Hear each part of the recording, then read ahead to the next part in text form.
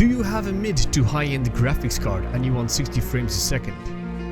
And you want your game to look like this so you don't have to sacrifice any graphical fidelity? Even during the night this game looks amazing. And with a great view of the object, you're wondering, can we get even more frames than this?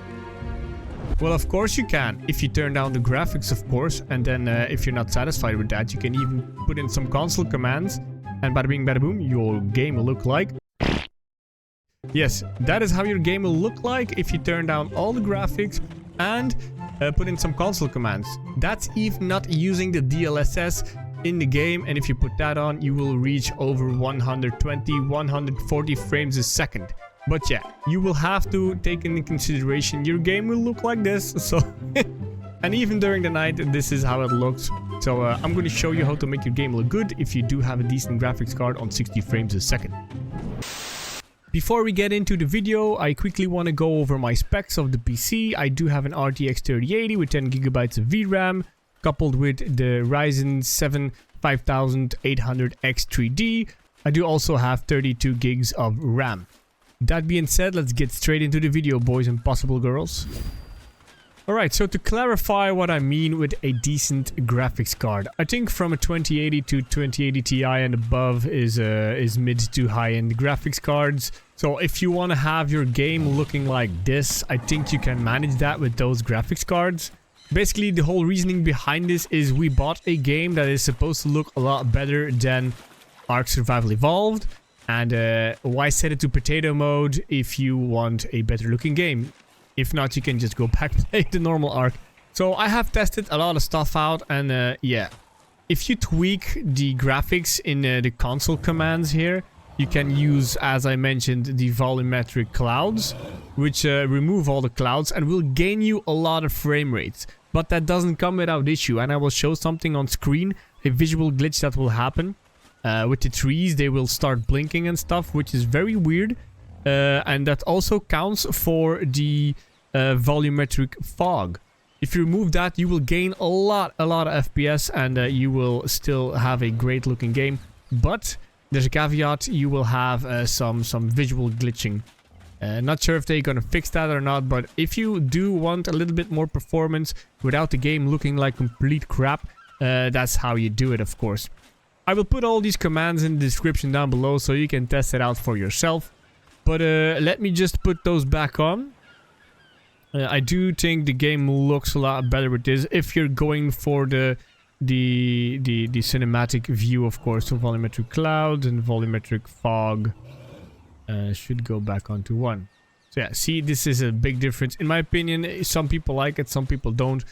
I do like it. I do want the full immersion in this game, so I have the good looking graphics with it.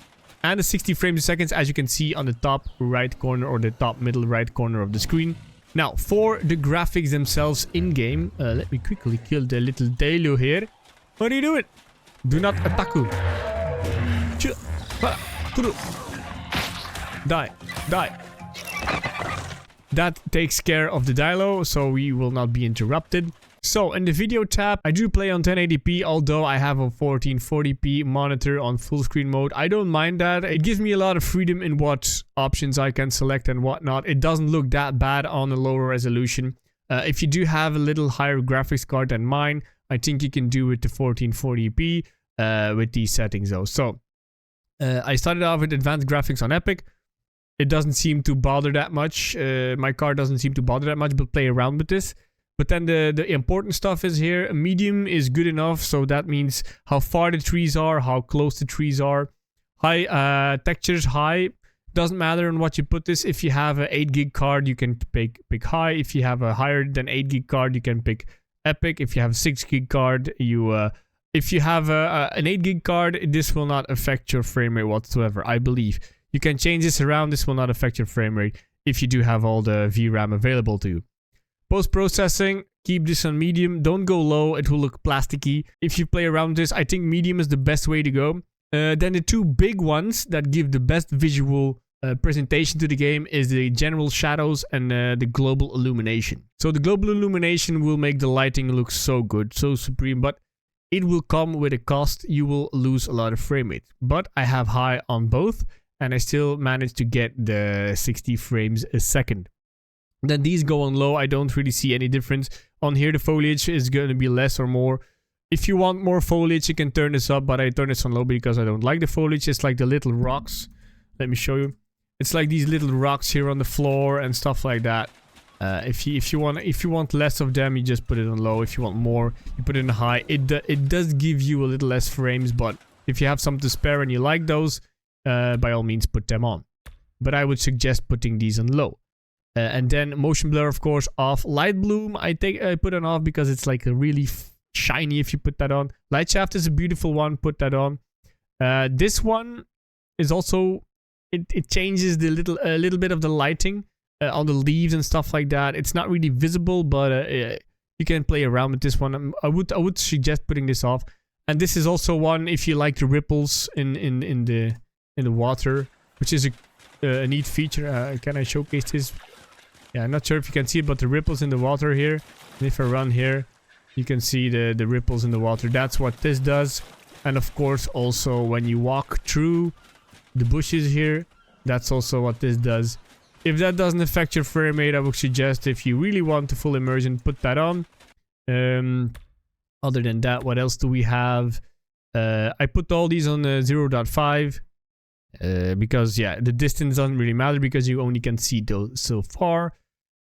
Footsteps off, or both of the footstep particles and decals off. This one I put on, but every time I put this one on 0, not sure what this one does though. Every time I relaunch the game, it's back on 0.5, so I don't know what that does. For the RTX one, I really recommend if you do have an RTX card, put on DLSS. Because if you don't, the clouds will shimmer or like have a little glitch in them. Maybe I can show it off if it will do it. So if I turn it off, not sure if you can see it on the video, but if you look close to that cloud there in front of me, it like jitters and stuff. Also in the trees. See, I'm running it without the DLSS. So now this is full native. So if I turn it on again and I take quality, I think quality is the best one. The other ones do give a little bit more performance, but not that much. But the visuals are not that great with them. So see, I turn it on and now that's gone. So that fixes that problem. You have more frames and it looks better.